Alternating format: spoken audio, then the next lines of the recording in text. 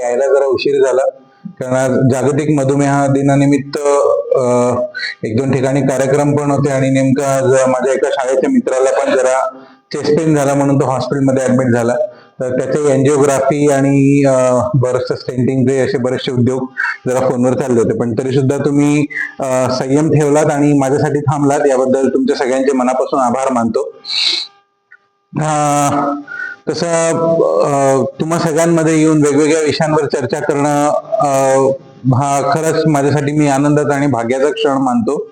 कारण आपण दैनंदिन जीवनात मराठीतच बोललो चालेल.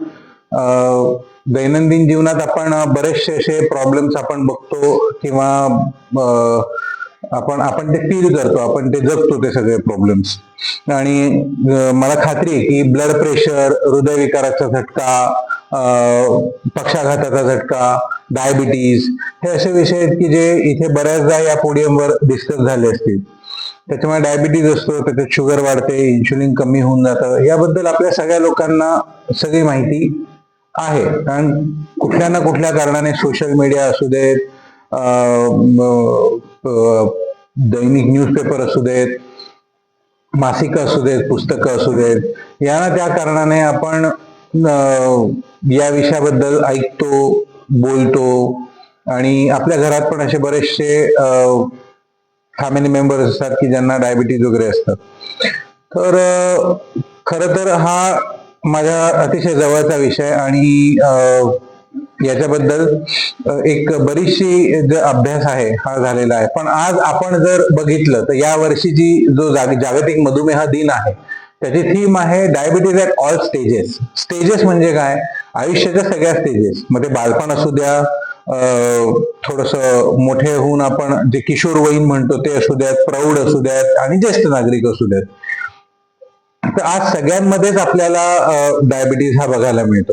आणि हा माझ्यासाठी अजून जवळचा विषय, कारण आज गेले कितीतरी वर्ष म्हणजे कितीतरी पिढ्या, आज म्हणजे माझी पिढी जी 5वी पिढी आहे, पिढ्यानपिढ्या हा आजार जो आहे हा खास करून जर व्यक्तिगतरित्या बोलायचं झालं तर माझ्या घरी चालत आलेला आहे पणजोबांपासून, आजोबांपासून. त्याच्यामुळे या प्रोफेशनची जी आसक्ती आहे ती मला फार आहे. आणि त्यातल्या त्यात म्हणजे MBBS करत असताना ज्या विषयात मी पारंगत आहे, इंटरनल मेडिसिन, त्याची मला आवड डेव्हलप झाली. ते करत असताना मला अतिदक्षता विभाग म्हणजे क्रिटिकल केअरची आवड डेव्हलप झाली. आणि क्रिटिकल केअर करत असताना ज्येष्ठांमधला जो कॉम्प्लिकेटेड डायबिटीज आहे त्याची मला आवड डेव्हलप झाली आणि त्याच्यानुसार ते शिक्षण मी पूर्ण केलं. तर आज या विषयाबद्दल आपण जरा एका वेगळ्या अनुषंगाने, वेगळ्या दृष्टिकोनातून बघू की डायबिटीजची आजची सद्य परिस्थिती काय आहे. तर आजची सद्य परिस्थिती हे आहे की आज भारत देश जो आहे आपला हा या आजारांची जागतिक राजधानी आहे. पण याचा अर्थ हा आहे का की आपल्याचकडे जास्त केसेस आहेत बाकीकडे नाहीये? तर असं नाहीये. सगळीकडे आता जवळजवळ इक्वल प्रमाणात या केसेस होत चालल्यात. आणि मला असं वाटतंय वाढतं शहरीकरण, वाढत्या आधुनिक गरजा या सगळ्यांमुळे काय होत आहे ना की माणूस या शारीरिक हालचालींपासून जरा दूर जात गेलेला हे प्रमुख कारण. दुसरं आहारशैली, जीवनशैली, वाढता स्ट्रेस, खाण्यापिण्याचे आता बदललेले लोकांचे जे दृष्टिकोन आहेत किंवा जे खाण्यापिण्याच्या पद्धती आहेत यांचं जरा काय म्हणतात त्याला, पाश्चात्तीकरण खूप जास्त चाललेलं आहे. हा एक महत्वाचा मुद्दा आहे. तर आता स्टेज वाईज जर आपण जायचं बोललो तर एक टाईप 1 डायबिटीज असतो आणि एक टाईप 2 डायबिटीज असतो. टाईप 1 डायबिटीज जिथे इन्शुलिन खूप कमी प्रमाणात तयार होतं किंवा अजिबातच बनत नाही. आणि हा युजली 15 वर्षाच्या आतमध्ये मुलांना बघायला मिळतो. कारण आणि टाईप 2 डायबिटीज जो असतो हा शक्यतो 90% केसेसमध्ये प्रौढांमध्ये बघायला मिळतो की ज्याच्यात इन्शुलिन, आपल्या शरीराचं इन्शुलिन तयार होण्याचं जे प्रमाण असतं हे खूप कमी असतं. आता ज्या वेळेला आपण आपलं अन्न ग्रहण करतो त्यावेळेला बऱ्याच वेळा अन्नाचं विघटन होतं आणि आपल्या शरीरात वेगवेगळ्या पद्धतीने प्रथिनं, कार्बोहायड्रेट्स, प्रोटीन्स, शुगर हे सगळं तयार होऊन यांचं ऍब्सॉर्प्शन, यांचं आपल्या शरीरात ते शोषलं जातं आणि जे अतिरिक्त प्रमाण असतं ते न्यूट्रलाइज होतं. तर आपल्या शरीरात त्याचप्रमाणे तयार होणारी जी साखर असते तिचं अतिरिक्त प्रमाण जे असतं हे इन्शुलिन हे जे हार्मोन असतं, हा इन्शुलिन हार्मोन जो आहे हे या शुगरला न्यूट्रलाइज करतं किंवा कमी करतं. कालांतराने ज्या वेळेला या इन्शुलिनची मात्रा आपल्या शरीरात कमी पडायला लागते, त्यावेळेला आपल्या शरीरात अतिरिक्त साखर जी असते ही वाढायला लागते आणि हळूहळू याचं रूपांतर मग डायबिटीज मध्ये होतं. तसंच आपल्या शरीरात ज्या वेळेला कार्बोहायड्रेट चरबीयुक्त पदार्थ जास्त होतात, त्याही वेळेला आपल्या लिव्हरमध्ये चरबीचा थर खूप जास्त साचायला लागतो आणि चरबीचा थर साचायला लागल्या कारणाने शरीरातलं शुगर प्रोडक्शन वाढायला लागतं आणि त्याच्यामुळे पण पुढे जाऊन डायबिटीज होतो. पण मग माझा आता काही प्रश्न आहेत की आजच्या पिढीमध्ये, आजही समजा मी तुम्हाला विचारतो की तुमच्या मते आजच्या काळातली सगळ्यात तंदुरुस्त पिढी कुठली आहे? तंदुरुस्त पिढी ज्यांना प्रॉब्लेम्स नाही आहेत. एक्झॅक्टली 75च्या पुढे जे आहेत ते माझ्या मते, आज मी जे ऍज अ डॉक्टर जे पेशंट बघतो हे सगळे फिट आहेत. आणि मी नेहमी आज जे पेशंट आहेत माझे त्यांना सांगतो की आज ही जी जुनी पिढी आहे ही आपल्यासोबत आहे ती का आहे? ती याच्यासाठी आहे कारण यांची जी जीवनशैली होती ही जीवनशैली अतिशय महत्वाची आहे. ट्रस्ट मी की ज्या वेळेला मी म्हणतो की डायबिटीज हा काय आहे, कसा असतो, याच्यात काय होतं हे आपल्याला सगळ्यांना माहिती आहे किंवा थोडक्यात मी आता ते सांगितलं पण हा पूर्णपणे जीवनशैलीशी निगडीत प्रॉब्लेम आहे. जोपर्यंत आपण ती दुरुस्त करत नाही तोपर्यंत हा आजार जात नाही किंवा कंट्रोलमध्ये येत नाही. आता जसं मी आता जुन्या पिढीबद्दल म्हटलं तर याचा एक बॅकग्राऊंड असा आहे की त्यावेळेला असणारी अंग मेहनत, तुम्ही सगळे अग्री कराल माझ्यासोबत की म्हणजे आज मलाही माझ्या घरचे काही एक व्यक्ती अशा आठवत आहेत की ज्या घराच्या बाहेर गुडघ्यांवर बसून सगळी कामं करणं, सारवणं हे सगळं एकट्या करायच्या. त्यावेळेला त्यांच्या मदतीला बाया, नोकर, चाकर हे काहीच नव्हते. हे जसं जसं मागची पिढी थोडी शहरात आली, त्यांनी शिक्षण पुढे नेलं, थोडे इकॉनॉमिकली स्टेबल झाले आणि नंतर मग आमची पिढी आली की आम्ही एक एक स्टेप अजून पुढे गेलो आणि आमच्या नंतरची पिढी म्हणजे तुमचे नातवंड हे अजून पुढचे आले. सो हे सगळं पुढे जात असताना आपली प्रगती होत गेली, आर्थिक प्रगती होत गेली, व्यावसायिक प्रगती होत गेली, सगळं प्रगती होत गेली. पण मला असं वाटतंय की इथून आपण थोडं आपल्या आरोग्यापासून, आपल्या हेल्थ पासून आपण जरा दुरावले गेलो. याचं कारण म्हणजे आजची परिस्थिती. सकाळी मी उठणार, कपडे बदलणार, तयार होणार, डब्बा घेणार, कामावर जाणार, घरी येणार, पुन्हा कपडे बदलणार, थोडाफार टीव्ही बघणार, जेवण करणार आणि झोपणार. आणि त्याच्यामुळे आमच्या ओपीडीज मध्ये गर्दी ही वाढत चाललेली आहे.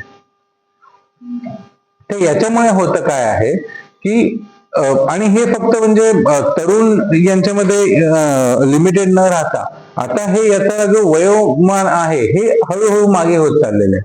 जसं की आपण पिढ्यांबद्दल जर बोललो तर पहिले ब्लड प्रेशर, डायबिटीज हे टिपिकली 60-65 या वयात दिसायचं. त्याच्यानंतर हे 50-55 पर्यंत आलं आणि आता 35-40 diabetes, blood pressure, cardiac problem हे सगळे आजार आता होत चाललेले आहेत.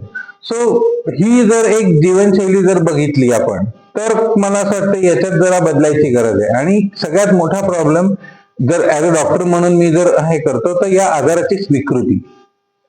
डॉक्टर साहेब खरंच गोळ्या घ्यायची गरज आहे का? हे नुसत्या डाएटवर वगैरे नाही का होणार? तर बऱ्याचदा या प्रॉब्लेमची जी स्वीकृती नसल्या कारणाने हे याचे पुढचे त्रास खूप जास्त होतात. आता ज्या अर्थी आपण डायबिटीज बद्दल बोलतोय तर नेमकं ही शुगर वाढली, चला वाढून गेली शुगर एकदम, तर काय काय परिणाम होतात बरं या शुगरचे? काही आपल्याला म्हणजे आपण आपल्या आजूबाजूला बघितलेल्या केसेस असतात, स्वतःबद्दल बघितलेल्या केसेस असतात. तर सगळ्यात आधी एखादे गृहस्थ टीव्ही बघत असताना अचानकपणे धुरकट दिसायला लागतं आणि धुरकट दिसायला लागल्यावर मग हे ज्या वेळेला डोळ्यांच्या डॉक्टरकडे जातात तर डोळ्यांचे डॉक्टर काय म्हणतात? डोळ्यांचा पडदा पूर्णपणे ढिला झालेला आहे, डोळ्यांमध्ये रक्तस्राव झालेला आहे आणि त्याच्यामुळे आता तुमची दृष्टी ही फक्त एवढीच राहील किंवा याच्यापेक्षा अजून कमी होईल. मग तेव्हा काळजी घ्यायची का? नाही. तसंच रात्री ज्या वेळेला लघवीला उठता त्यावेळेला अचानकपणे आपल्याला जरा एक फील व्हायला लागतं की लघवीला पेश खूप जास्त येतोय आणि असं अंड्यासारखा वास येतोय. मग आपण किडनी तज्ञांकडे जातो. किडनी तज्ञ म्हणतात डायबिटीजमुळे किडन्या ओलसर झालेल्या आहेत, कदाचित डायलिसिसची गरज घ्यायला लागू शकते किंवा मग गोळ्या औषधं बदलायला लागू शकतात केवळ. आणि तिसरा अनुभव हा माझा स्वतःचा अनुभव आहे. लहानपणी ज्या वेळेला सायंकाळच्याच वेळेला याच वेळेला 7-7:30ला ज्या वेळेला आईचा झपाटा घेऊन घरी परत आलो क्रिकेटची बॅट खांद्यावर घेऊन, त्यावेळेला घराच्या फरशांवर रक्ताचे डाग दिसले पायांचे. तर ज्या वेळेला त्यांचा माग घेऊन आम्ही खाली गेलो किंवा खोलीत गेलो, तिथे आजोबा पेपर वाचत बसले होते आणि त्यांच्या पायात जवळजवळ या पेना एवढा गंजलेला खिळा घुसला होता. 92-93 ची गोष्ट असेल ही. त्यावेळेला बायग्वामेट वगैरे यासारखेच फक्त ट्रीटमेंट ऑप्शन होते. त्यावेळेला खूप काही असं म्हणजे एकदम 3 महिन्यांनी डॉक्टरकडे जा, शुगर चेक करा, हा प्रकारच नव्हता. सो नंतर मग ते इन्फेक्शन आणि मग ते पायाचं ते ऑपरेशन, अम्प्युटेशन, या सगळ्या गोष्टी होतात. पण हे तेव्हा होतं. अनफॉर्च्युनेटली सांगायचा मुद्दा हा की ही गोष्ट आजही आहे. आज काळ बदललाय, माणूस बदललाय, ट्रीटमेंट ऑप्शन्स बदललेत, पण डायबिटीज आणि त्याचे कॉम्प्लिकेशन्स आजही तेच आहेत. आणि म्हणून शुगर कंट्रोल मध्ये ठेवणं याची नितांत आवश्यकता आहे. एवढंच नाही तर बऱ्याचदा डायबिटीजमुळे रक्तवाहिन्यांमधला जो आतमधलं अस्तर असतं हे सोललं जातं. म्हणजे साध्या भाषेत जर बोलायचं झालं तर त्याच्यामुळे रक्तवाहिन्यांचा जो टोन असतो हा जातो आणि हळूहळू ते अशा साकारल्या जातात. म्हणून मग बऱ्याचदा हाताला रक्तपुरवठा नीट न होणे, पायाला रक्तपुरवठा नीट न होणे, मेंदूकडे रक्तपुरवठा नीट न होणे, हे सगळे प्रकार डायबिटीजमुळे व्हायला लागतात. आणि बाकी जर मग हार्ट अटॅक आणि पॅरालिसिसचे अटॅक तर आपल्याला मग माहितीच आहे. सो डायबिटीज का होतो, त्याचे काय टाईप्स आहेत, किंवा तो आजच्या पिढीला कुठल्या लाईफस्टाईलमुळे आहे आणि जुन्या पिढीचं याच्यात कसं हे होतं हे आपण बघितलंय. आणि डायबिटीजचे कॉम्प्लिकेशन हे मी तुम्हाला आता सांगितले की नेमके कुठे हे. तर हे सगळं करत असताना आपण काय अशा गोष्टी आहेत की ज्या एकदम काटेकोरपणे आपण पाळल्या पाहिजे. तर सगळ्यात आधी हा आहे याचं अस्तित्व आपण स्वीकारायचं. हा आहे. जरा जगभरात 1000 रुग्ण डायबिटीजचे असतील तर त्यातले 350 रुग्ण भारतीय आहेत. आणि आपण जर या गर्दीचा एक भाग असू तर आपण तो आहोत. आणि आपण कितीही या फॅक्टशी किंवा या एका गोष्टीशी भांडण्याचा प्रयत्न केला तरी सुद्धा ते शक्य होत नाही. ऍज अ डॉक्टर मला फक्त एकच वाटतं की आजार हा डायबिटीजचा असो किंवा कुठलाही असो, गोळ्या औषधांचं योगदान याच्यात किती असतं? गोळ्या औषधांचं योगदान असतं, पण त्याच्याही पेक्षा जास्त योगदान असतं ते तुमची आहारशैली, तुमची जीवनशैली आणि तुमची व्यायामशैली. या 3 गोष्टी जर नीट असतील तर तुम्ही कुठल्याही आजारावर मात करू शकता. आज बरेचसे ज्येष्ठ नागरिक रुग्ण असतात, सर मी थोडंसं खाली फिरलो तर चालेल का, हे थोडंसं हे केलं का, नाही करायचं, सगळं करायचं. पण आपल्या शुगर, बीपी वगैरे या सगळ्या गोळ्या किंवा या सगळ्या गोष्टींचं व्यवस्थित कंट्रोल करून आपण जर हे मेंटेन ठेवलं तर आपल्याला डायबिटीज कंट्रोलमध्ये ठेवता येतात. आणि डायबिटीजचं कसं असतं ना, मला तुम्हाला एकच सांगायचं की डायबिटीजशी संबंधित हे जे कॉम्प्लिकेशन मी आता तुम्हाला सांगितले, जे डोळ्यांशी निगडीत असतात, जे पायांशी निगडीत असतात, जे किडनीशी निगडीत असतात, हे काही प्रमाणात कंट्रोल होऊ शकतात पण बरे नाही. आणि हे तेवढंच सत्य आहे. त्याच्यामुळे मग पुढचे जे इश्यूज आहेत हे टळू शकतात. आणि एक लक्षात ठेवायचं डायबिटीजसाठी माझं नेहमी सांगणं असतं की डी म्हणजे डायबिटीज, डी म्हणजे डिसिप्लिन. आपल्या आयुष्यात फक्त डिसिप्लिनची शक्यता असते, आवश्यकता असते. आपण म्हणतो वेळ मिळत नाही किंवा काय इच्छा नसते किंवा या सगळ्या गोष्टी असतात. पण माझं म्हणणं असतं वेळ कसा मिळत नाही. समजा एखाद्या माणसाने 12 तास जरी काम केलं, 6-7 तास जरी त्याची झोप असली, 12 आणि 6 8 तास, तरी सुद्धा 5 ते 6 तास दिवसातले उरतात. मग आपण हे नाही म्हणू शकत की आपल्याला वेळ नसतो म्हणून. पण हो, ज्येष्ठ नागरिकांना ज्या वेळेला मी ट्रीट करतो, जेरियाट्रिक एज ग्रुप आपण ज्याला म्हणतो, की लहान मुलांना जे आपण म्हणतो, लहान मुलांच्या डॉक्टरांना आपण पीडियाट्रिक डॉक्टर म्हणतो, तसंच ज्येष्ठ नागरिक लोकांना आपण जेरियाट्रिक एज ग्रुप म्हणतो. या एज ग्रुप मधल्या लोकांना मी काय सांगू इच्छितो की कुठल्या ना कुठल्या प्रकारे डायबिटीजचे कॉम्प्लिकेशन हे सगळ्यांनाच असतात, आणि जर मनात आणलं तर जास्त गोळ्यांची पण गरज नाही लागू शकते आपल्याला, जर आपण व्यवस्थित आपलं लाईफस्टाईल ठेवलं तर. आणि हे लाईफस्टाईल मी जे नेहमी सगळ्यांना सांगतो की आता आहाराबद्दल समजा आपण बोललो तर एक आपण आपली संस्कृती जर बघितली तर ब्रेकफास्ट ही आपली संस्कृती मला खूप कमी दिसते. म्हणजे मला वाटतं ही पाश्चात्य संस्कृती आहे. ब्रेकफास्ट सकाळची आपल्याकडे सकाळी, म्हणजे जे मी लहानपणापासून एका टिपिकल मिडल क्लास फॅमिलीत बघितलेलं आहे, तर आमचे आजोबा मी सकाळी 9:30 वाजता ताटावर बघायचो आणि सायंकाळी 6:30 वाजता. आजही आपण जे नेटवर वाचतो किंवा याच्यावर वाचतो ते काय सांगतायत, लवकर जेवा आणि उशिरा जेवू नका आणि लवकर दिवस संपवा. त्याच्यामुळे ज्या अर्थी मी म्हणतोय की आपल्याला जीवनशैली बदलायची गरज आहे, तर या जीवनशैलीत काय बदलायचं, तर सगळ्यात आधी आपल्या आहाराच्या वेळा बदलणं गरजेचं आहे. आता काही लोकांचं असतं की सकाळचा नाश्ता असतो, दुपारचं जेवण असतं, रात्रीचं जेवण असतं. माझं असं म्हणणं आहे की जसं जसं वय वाढत जातं तसं तसं आपलं पचन जे असतं हे जरा अन्नाबद्दल कमी होत जातं. तुम्ही नोटीस केलं असेल ते, किंवा इव्हन खाण्यापिण्याबद्दलची जी आसक्ती असते आपली ती पण जरा कमी होत जाते. म्हणजे आपण आपल्या फेवरेट डिशेस पण खूप कमी खायला लागतो, आणि याचाच पुढचा परिणाम आपल्या पचनावर वगैरे या सगळ्या गोष्टींवर होतो. त्याच्यामुळे आपण जर सकाळी लवकर जेवलो, आता ऍज अ डॉक्टर मी हे सगळं फॉलो करतो का?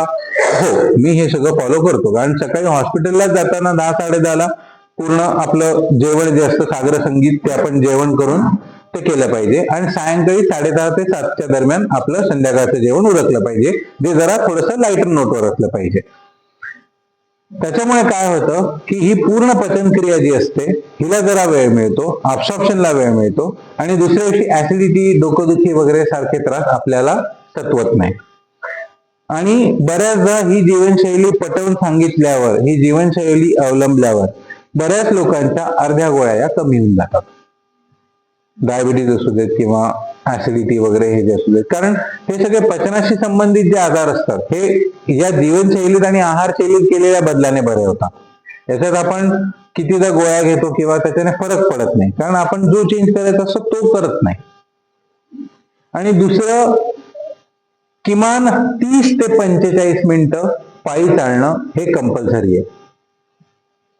आता बऱ्याचदा काही वेळेला लिमिटेशन असतात, पण माझं असं म्हणणं असतं, लिमिटेशन इन द सेन्स की कधी चालताना चक्कर येते, चालताना कधी कधी झोप जातो, किंवा गुडघ्याचा त्रास असतो, हिप जॉईंटचा त्रास असतो, कमरेचा त्रास असतो, तर व्यायामाला तेवढं आपल्याला हे करता येत नाही, किंवा तेवढं आपल्याला चालणं वगैरे जे असतं ते जमत नाही.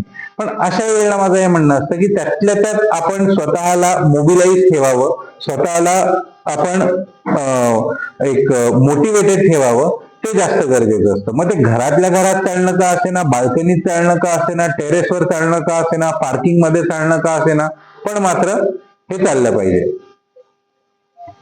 सो या अशा काही गोष्टी आहेत. दुसरी गोष्ट, आहारात जर मला कोणी विचारलं की काय खाल्लं पाहिजे किंवा काय सोडलं पाहिजे, तर माझं असं म्हणणं आहे, म्हणजे आता माझी तब्येत बघून म्हणा किंवा हे म्हणून, आपण सगळे महाराष्ट्रीयन लोक आहोत आणि आपल्याला खाण्याबद्दल प्रचंड आसक्ती आहे. तर माझं असं म्हणणं आहे की काय केलं पाहिजे, तर मला असं वाटतं की तेलाची मात्रा ही अतिशय कमी ठेवावी.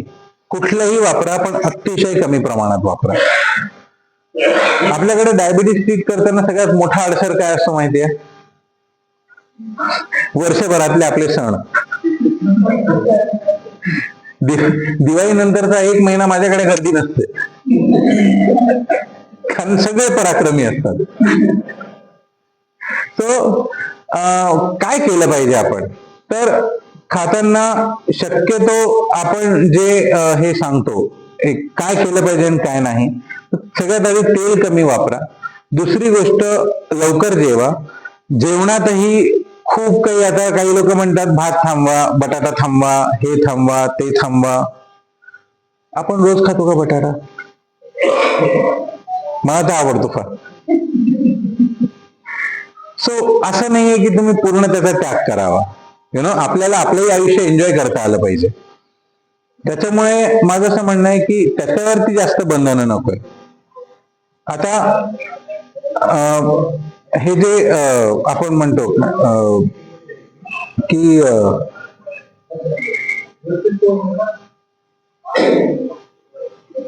तेलाचं जो प्रमाण असतं ते एकदम कमी वापरा. त्याच्यानंतर जे आपण ज्या भाज्या वापरतो त्या जवळजवळ सगळ्या वापरा, काही प्रॉब्लेम नाहीये.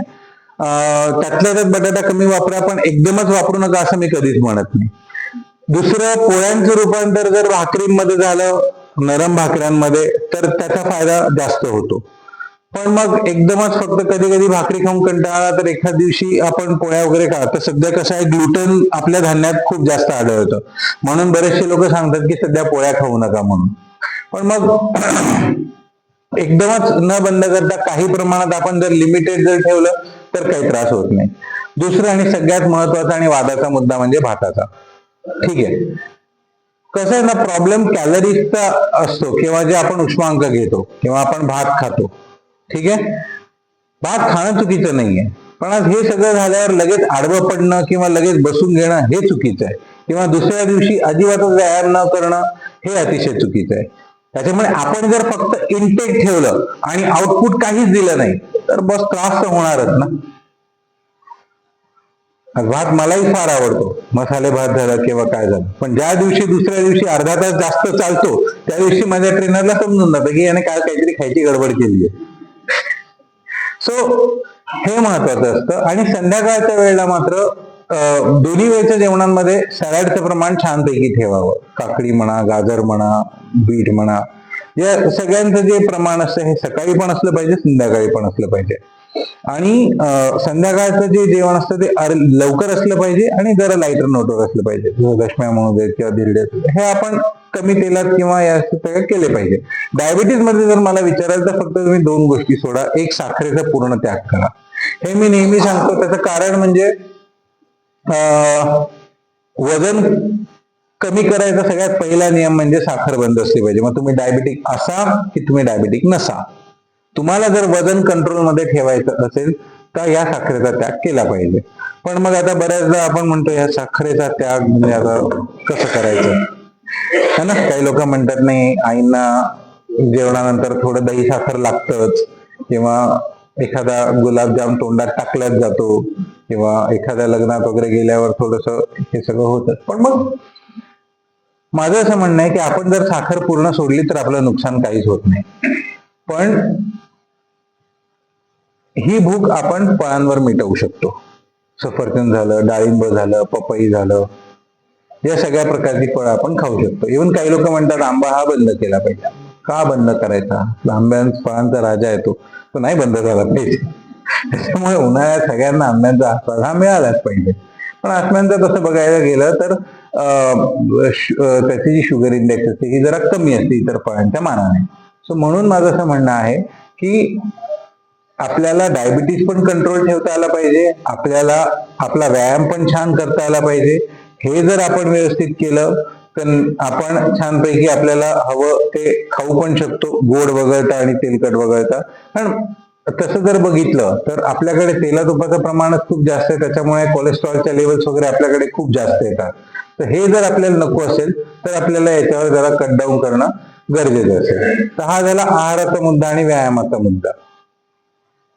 गोळ्या औषधं, आता पूर्वी इतका डायबिटीज काय खूप आता म्हणजे काय म्हणतात त्याला, मी तर म्हणेल खूप पुढे गेलेलं. आता ट्रीटमेंट ऑप्शन असू देत किंवा काय असू देत, याच्यात इन्शुलिन नावाचं एक इंजेक्शन असतं आपलं. तर बऱ्याचदा त्यांची धास्ती ही पेशंट मध्ये असते की डॉक्टर साहेब इन्शुलिनची खरंच गरज आहे का, किंवा इन्शुलिन घेतलं पाहिजे का. मला नाही वाटत. इन्शुलिन सारखं औषध हे डायबिटीजच्या ट्रीटमेंटसाठी अतिशय उत्तम आहे. आणि आता पहिल्यासारखं ते काय एकदमच असं काय म्हणतात त्याला, त्याचं अप्रूप वाटून घेण्यासारखं असं काही नाही. आता 34 प्रकारचे वेगवेगळे इन्शुलिन मार्केटमध्ये मिळतात, ते जेवणाच्या वेळेला घेतात. त्याच्यानंतर या पेनाची जी नीप असते एवढ्या साईजची त्याची मिडल असते, त्याच्यामुळे आता ती टोचली तरी काही वाटत नाही. त्याच्यामुळे अशा बऱ्याचदा ज्या ज्या पेशंट्सला मी इन्शुलिन चालू केलेलं आहे त्यांनी आतापर्यंत मला एकच फीडबॅक दिलेला आहे की हे आधी सुरू केलं असतं तर बरं झालं असतं, आणि याच्याने बरीचशी शुगर कंट्रोल होत असते. मग अशा बऱ्याचशा गोष्टी आहेत की इन्शुलिनचा वापर केव्हा करायचा, कसा करायचा, त्याच्यावरही बऱ्याचशा गोष्टी आपल्या निर्भर असतात.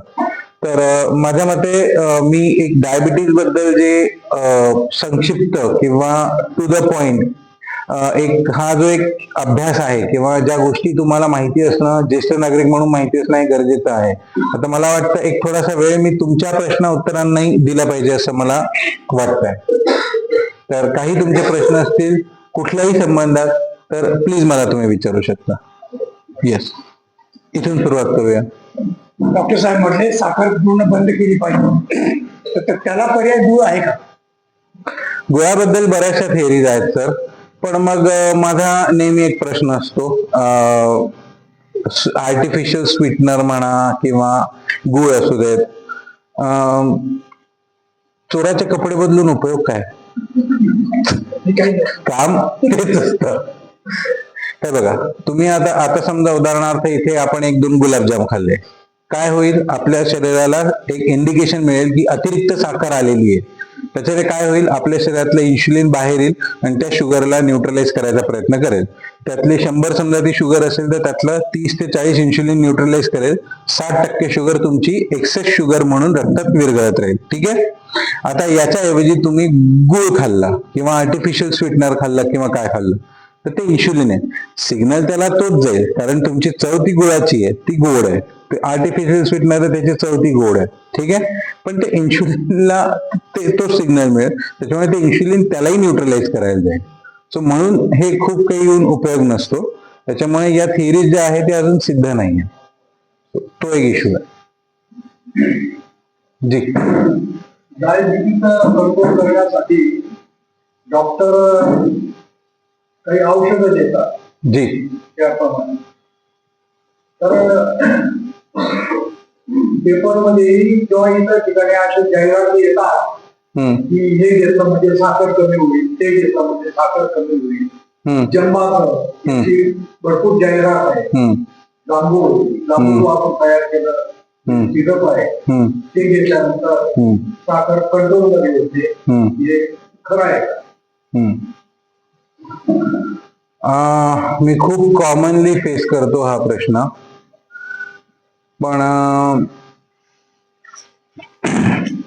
आता डायबिटीजच्या गोळ्यांनी किंवा तुमच्या डायबिटीजचा सगळ्यात मोठा कंट्रोल असतो तो तुमची जीवनशैली, हे तेवढंच खरं आहे. ठीक आहे. आता याच्यासाठी वेगवेगळ्या गोष्टी आहेत. काही लोक हेही म्हणतात की याच्याने डायबिटीजचं उच्चाटन होतं, समूळ उच्चाटन होतं, याच्याने डायबिटीज नाही राहत वगैरे. तर डायबिटीज हा भारतीयांच्या बाबतीत जर बोलायचं झालं तर हा पूर्णपणे आपल्या जेनेटिक्सशी निगडीत आजार आहे, है ना. जसं आपण हे दार इकडे करू शकतो, ही खिडकी तिकडे करू शकतो, पण हे जे मध्ये पिलर आहेत यांना आपण हात लावू शकत नाही, कारण हे पूर्ण याच्यावर हा हॉल आहे. तर diabetes, blood pressure, thyroid, cancer हे आपल्या शरीरात या पिलर मधले आजार हे आहेत, हे राहणार. ठीक आहे. पण आता तुमच्या प्रश्नाचं उत्तर जे झालं, तर आपण आयुर्वेदाचा आसरा कधी घेतला पाहिजे आणि ॲलोपॅथीचा आसरा कधी घेतला पाहिजे. आता तुम्हाला माझं उदाहरण देतो. तर 4 पिढ्यांपासून डायबिटीज चालत आले ना, आणि माझ्या पिढ्यांमध्ये जवळजवळ इन्शुलिन डिपेंडंट डायबिटीज म्हणजे जवळजवळ सगळेच इन्शुलिन वर आहेत. तर अशा वेळेला आता 40 नंतर जर माझी शुगर समजा बॉर्डरलाईन जास्त येते, 6.2, 6.5 माझं HbA1c समजा येत आहे, तर मी आयुर्वेदाचा किंवा जीवनशैली बरोबर करण्याचा एक सहारा घेऊ शकतो. पण ज्या वेळेला पूर्ण एस्टॅब्लिश डायबिटीज होऊन जातो, फास्टिंग शुगर खूप जास्त येते, जेवणानंतरची शुगर खूप जास्त येते, तुमची सरासरी शुगर 7.5-8च्या वर चालली आहे, तेव्हा मात्र आपल्याला ॲलोपॅथीचा सहारा हा घ्यावा लागतो. ऍज अ सपोर्टिव्ह मेजर म्हणून जंबासव वगैरे घेऊ शकतात, पण माझं असं म्हणणं असतं की त्याचे जे कंटेंट असतात ते नीट एकदा बघून घेतले पाहिजेत. आणि त्याचा मग पुढचा असर कसा असतो की दोन समजा आपण पथी आपल्या शरीरात वापरतोय, ॲलोपॅथी, आयुर्वेद वगैरे या सगळ्या, तर एका कामासाठी दोन लोक कशाला हवेत? तर त्याच्यामुळे समजा उद्या उठून लिव्हरवर परिणाम, किडनीवर जर परिणाम झाला तर कशामुळे काय होतंय ते कळायलाच मार्ग राहत नाही. आणि इव्हेंच्युअली आपण डायबिटीजच्या गोळ्या आयुष्यभर चालू ठेवतो. हे आपण 6 महिने घेतो, 8 महिने घेतो, पण ते कंटिन्यू ठेवू शकत नाही. सो त्याचे ठोस रिझल्ट असे नाहीये जे रिझल्ट आपले डायबिटीजच्या औषधांचे आहेत. सो जर तुम्ही मला हा प्रश्न विचार हे घेतलं पाहिजे का, तर पूर्णपणे व्यक्तिगत चॉईस आहे. पण मग आपल्या डॉक्टरांच्या देखरेखीखाली आणि मार्गदर्शनाखाली प्रॉपर डॉक्टरांना ती बाटली दाखवून मगच घ्या.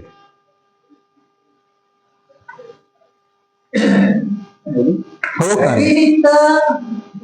एक्झॅक्ट आयडियल रेशो काय, म्हणजे किती ज्येष्ठ नागरिकांना इतके ते इतके, इतके ते इतके, हे तुम्ही सांगू शकाल का? शुगर? म्हणजे रेशो 110 शुगरची लिमिट. तो हा रेशिओ जर तुम्ही सांगितला आम्हाला जास्त उपासापोटीची साखर 100 ते 120 पाहिजे. जेवणानंतरची साखर 150च्या वर नको. आणि जी 3 महिन्यांनी आपण सरासरी साखर करतो ती 6.5 ते 6.8च्या आतमध्ये घ्यायची. काही लोकांचा 6.5च्या आतचा अट्टहास असतो, पण ते कधी कधी शक्य होत नाही. तर 6.5 ते 6.8च्या दरम्यान आपण थांबायचं. मध्ये मी एका इंग्रजी न्यूजपेपर मध्ये वाचलं की अमेरिकेने इंटरनॅशनल मल्टी त्याच्या फार्मास्युटिकल कंपनीज आहे, त्यांनी एक आदेश काढला की हा रेशिओ तुम्ही आणखी कमी करा. हे खरं आहे. म्हणजे जो 150 तुम्ही आता सांगितलं, तो तुम्ही 100वर आला, तो एका न्यूज पेपर मध्ये आलेलं आहे. तर ते खरं आहे का? कारण हा याचा उद्देश असा आहे की जास्तीत जास्त डॉक्टरांना आणि औषध विक्री, मार्केटिंग याच्यासाठी त्यांनी ती योजना आखलेली आहे. ती खरी आहे. हा बेस्ट प्रश्न असतो. हा बेस्ट प्रश्न असतो.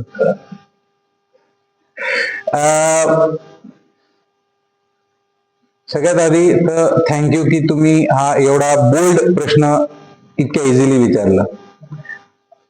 तसं बघितलं तर आजकाल सेक्टर कुठलंही असू द्या, मार्केटिंग, प्रोफेशनलिझम, आता हे एकदम म्हणजे तडी पार चाललंय सगळं, म्हणजे हे अटके पार चाललंय सगळं. त्याच्यामुळे कुठल्या ना कुठल्या प्रमाणात याच्यातलं काही तथ्य असेलही, मी असं म्हणत नाहीये. पण कसं आहे, अमेरिकन डायबिटिक असोसिएशन ही एक वर्ल्ड रिनाऊंड ऑर्गनायझेशन आहे की आज डायबिटीजच्या क्षेत्रातले महत्वाचे निर्णय या ऑर्गनायझेशन थ्रू घेतले जातात. जसं WHO झालं, युनायटेड नेशन झालं, तसं. त्यातल्या त्यात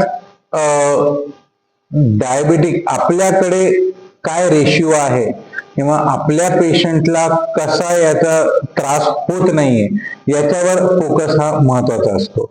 ठीक आहे.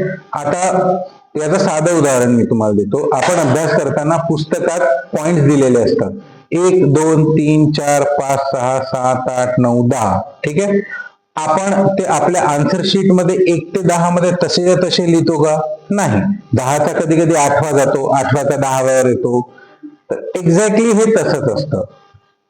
100च्या खाली शुगर असणं. आता तुम्ही जर मला एखादे डायबिटिक पेशंटचा रिपोर्ट दिला जो 3 गोळ्यांवर आहे, ज्याची फास्टिंग शुगर आहे 70 आणि जेवणानंतरची आहे 110, तुम्हाला असं नाही वाटत मी यांच्या गोळ्या कमी केल्या पाहिजेत? आणि खास करून तेव्हा ज्या वेळेला ते गृहस्थ मला सांगतात की डॉक्टर साहेब, मला ना संध्याकाळी खूप जीव घाबरल्यासारखा होतो, मला कधी कधी घाम आल्यासारखं होतं, मला गरगरल्यासारखं होतं, माझ्या डोळ्यापुढे अंधारी येते आणि काहीतरी खाल्लं की मला बरं वाटतं. याचा अर्थ काय? की त्यांना हायपोग्लायसेमिया होतोय, है ना? तर या क्षणी आपल्याला त्या पेशंटचा जो त्रास आहे त्याच्यानुसार आपल्याला त्यांचे डोसेस ऍडजस्ट करून ते शुगर मॅनेज करावे लागतात. पण एडीएच्या अर्थी त्यांच्या शुगर तर 100-110 त्यांनी जे सांगितलं होतं त्याच होता, है ना. सो त्याच्यामुळे ते रिपोर्ट न बघता आपण पेशंटचे परिस्थिती, सर्कमस्टन्सेस आणि त्यांना कमीत कमी गोळ्यांवर किती अचीव करता येईल या गोष्टींवर जास्त भर द्यायचा. म्हणजे आपल्याला ते 10च्या 10 पॉईंट लिहिता आले पाहिजे. मग ते तुम्ही पहिला 5वा लिहा की 5वा पहिला लिहा, त्याला अर्थ नाही. सो ते सगळं आपल्याला करता आलं पाहिजे. बाकी तर नियमावली अख्ख्या जगाची चालूच असते, ते आपण त्यातले जे पॉइंट्स आहेत ते घ्यायचे. बाकी पेशंटच्या अनुषंगाने किंवा जे योग्य आहे त्याच्या अनुषंगाने आपण ते क्लिनिकली ट्रीट करणं गरजेचं आहे. डायबिटीज हा रोग परंपरेने येतोच का? आताच्या पिढीबद्दल विचारता आहात तर येस, येतोच. तर आणि हे जर जेनेटिक असेल तर असंही होतं की याच्यात जनरेशन स्किप होतात. एखादी जनरेशन, एखादी पिढी स्किप होते, पण याचा अर्थ असा नाही की तिला पुढे जाऊन होणार नाही.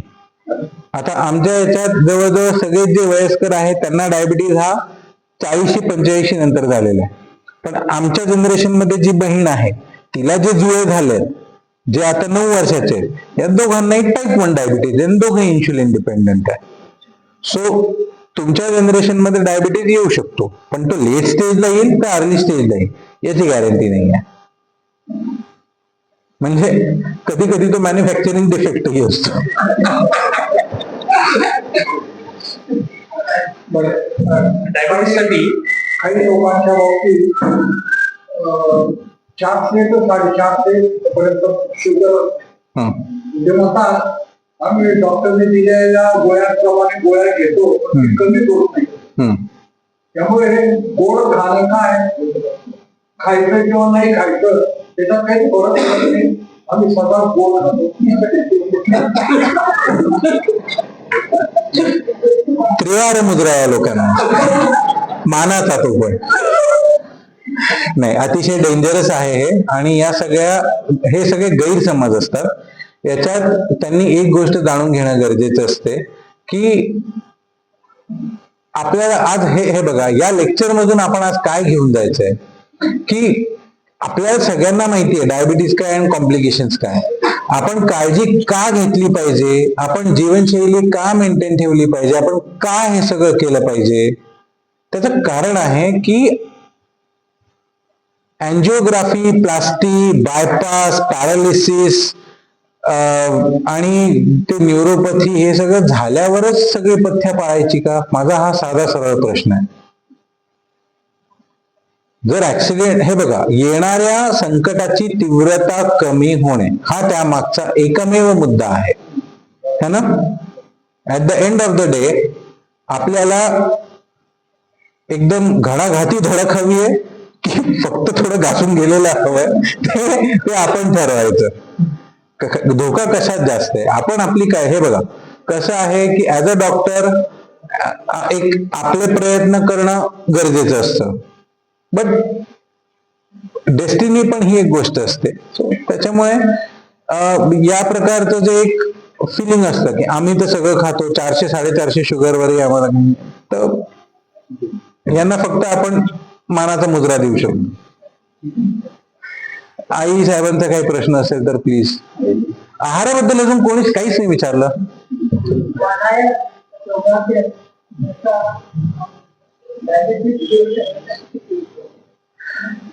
डायबिटीज दूर ठेवणे हा जेवढा दूर ठेवाय हा तेवढा जवळ येतो. पण तुम्ही जो म्हणताय की योग आणि प्राणायाम, या योग आणि प्राणायामचा डायबिटीज कंट्रोल मध्ये खूप खूप महत्वाचं योगदान आहे. बऱ्याचदा मी पेशंटचे इन्शुलिन्स वगैरे पण कमी झालेले, गोळ्या औषधांचे डोस अर्धे झालेले केवळ या एका गोष्टीमुळे बघितलेलं. त्याच्यामुळे योगा प्राणायाम जर करत असाल तर त्याच्यासारखं उत्तम व्यायाम कुठलाच नाही, आणि तो केलाच पाहिजे. कारण काही नुसतं त्याचा शरीरावर परिणाम होत नाही, तर त्याचा परिणाम आपल्या मनशांतीवर पण होतो. आणि बऱ्याचशा कुठल्याही सिच्युएशन मध्ये आपला संयम किंवा आपले जे एक मनशांती असते आपली, हे ध्यान आणि प्राणायामामुळे खूप जास्त फील होते. म्हणजे मी त्याचं समर्थनच करतो, ते केलंच पाहिजे सगळ्यांनी. आणि डायबिटीज मध्ये पण जसं आपण त्याच्यामुळे स्ट्रेस कमी होतो, इन्शुलिन लेवल्स चांगल्या राहतात, सो त्याच्यामुळे बऱ्याचदा डायबिटीज मॅनेजमेंट मध्ये फायदा होतो. अगदी बरोबर आहे. कोविडमध्ये बऱ्याच जणांना शुगर डिटेक्ट झाली. हम्म. आणि नंतर काही परत रिव्हर्सही केली. हम्म. तर त्यांनी मेडिसिन प्रोडक्ट कोविड मध्ये लोकांची शुगर वाढायचं एकमेव कारण म्हणजे स्टिरॉइडचा वापर.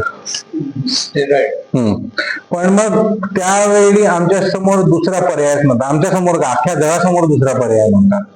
सो या स्टिरॉइडच्या वापरात ती शुगर वाढली आणि जे लोक ज्या लोकांना डायबिटीजची हिस्ट्री नव्हती किंवा ज्यांनी डायबिटीज चांगला कंट्रोल केला त्यांच्या औषधानंतर दमबंदी झाले. पण नंतर मला वाटतं काही लोकांचे जे